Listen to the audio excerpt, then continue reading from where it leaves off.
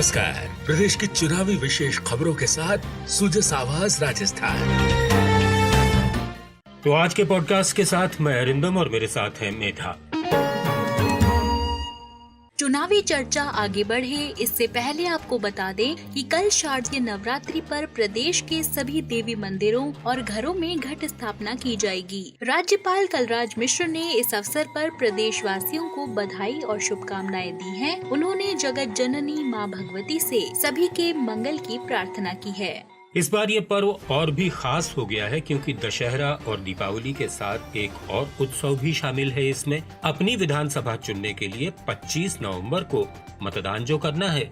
इधर चाहे हैंडीक्राफ्ट हो, कशीदाकारी, लाख और पेपर मेशी के आइटम्स, यहाँ तक कि अचार, मुरब्बा सहित हजारों उत्पाद। जयपुर के जवाहर कला केंद्र में लगी राष्ट्रीय अमृता हाट पूरी राजधानी को अपनी तरफ खींच रही है। प्रमुख सहकारिता सचिव और राजस्थान डेल्फिक काउंसिल की अध्यक्ष श्रेया गुहा ने इसका उद्घाटन किया। उन्होंने कहा कि युवा ऐसे आयोजनों से ज्यादा जुड़े, इसके लिए इस हाट में कई कार्यक्रम होंगे।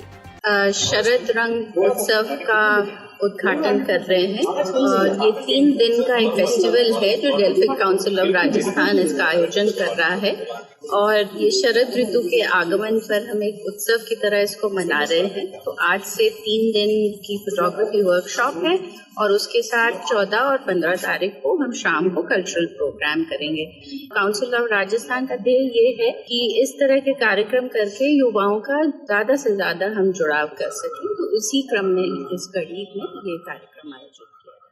यहीं एसीएस हेल्थ शुभ्रा सिंह ने जानकारी दी कि प्रदेश में जूनोटिक डिजीज कंट्रोल के लिए स्टेट 1 हेल्थ एक्शन प्लान लागू किया जाएगा। बहरहाल लौटते हैं वापस विधानसभा चुनाव की तैयारियों पर। चुनाव शांतिपूर्ण हो और प्रदेश में कानून व्यवस्था चाक चौबंद रहे, इसके लिए राजस्थान पुलिस ने कमर कस ली है। जोधपुर रेंज के आईजीपी जय नारायण शेर ने कहा कि आचार संहिता लागू होते ही पुलिस प्रशासन सक्रिय हो गया है। पुलिस प्रतिबद्ध है कि चुनाव भयमुक्त और निष्पक्ष हो। विधानसभा चुनाव 2023 के लिए जोधपुर रेंज में हमने प्रारंभ से ही विशेष तैयारियां प्रारंभ कर दी थी और उसके तहत जो भी एनडीपीएस, एक्साइज और आर्म्स की तस्करी में जो लिप्त गिरोह हैं उनके पूरे रिकॉर्ड को खंगाल करके और हमने उनके खिलाफ व्यूह रचना बनाते हुए एरिया डोमिनेशन के तहत प्रभावी कार्रवाई की जाती रही है। और जो भी क्षेत्र के हिस्ट्री शीटर्स हैं सबको हमारे द्वारा पाबंद करने की कार्रवाई की जा रही है। इधर भरतपुर जिला निर्वाचन अधिकारी लोकबंधु ने तैयारियों की समीक्षा बैठक ली। उन्होंने अधिकारियों को चुनाव संबंधी सभी काम समय से पहले कर लेने के निर्देश दिए। और उसकी वजह से भीड़ भाड़ भी लग जाती है, प्लस लाइट की और पानी की और अन्य व्यवस्थाओं को लेकर भी कई बार इशू हो जाते हैं। ये इंश्योर कर लें, तो इसके लिए आप एक पूरी प्लानिंग कर लीजिए। उस दिन जब मैंने विजिट किया था कुछ अधिकारी साथ थे, आपको बता दिया था, चाहे नगर निगम हो या यूआईटी हो या पीडब्ल्यूडी हो या कॉलेज प्रशासन हो, जिसके द्वारा जो किया जाना है वो काम आप अभी से शुरू कर दें। लेकिन काम किया जाना है ये आप सुनिश्चित।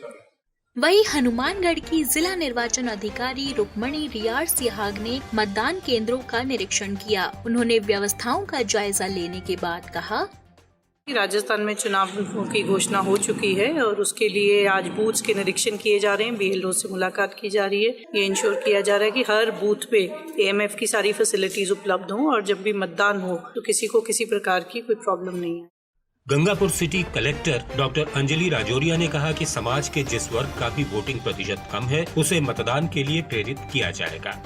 इस बार स्वीप गतिविधियों के तहत ऐसे आयोजन हो रहे हैं कि लोगों की भीड़ खुद ही जुट जाती है। स्कूल कॉलेजों में तरह तरह की प्रतियोगिताएं, कहीं रंगोली बनाना, कहीं हस्ताक्षर अभियान तो कहीं लोकगीत। एक अलग ही माहौल बन रहा है राजस्थान में। आरपीएससी शिक्षक फोरम ने दौसा के टोडीपाड़ा हरिजन मोहल्ले में पहुंचकर महिलाओं को मतदान करने की शपथ दिलाई। उधर हनुमानगढ़ जिले के संगरिया में स्काउट गाइड्स को मतदान करने की शपथ दिलाई गई। यह शपथ लेते हैं कि हम अपने देश की लोकतांत्रिक परंपराओं की तो वहीं नौहर में सतरंगी सप्ताह के तहत खाना बदोशों और जनजाति समूह के प्रतिनिधियों को ढोल नगाड़ों की थाप पर मतदान करने के लिए प्रेरित किया गया। तो आज के पॉडकास्ट में इतना ही। फिर होगी आपसे मुलाकात, तब तक के लिए नमस्कार।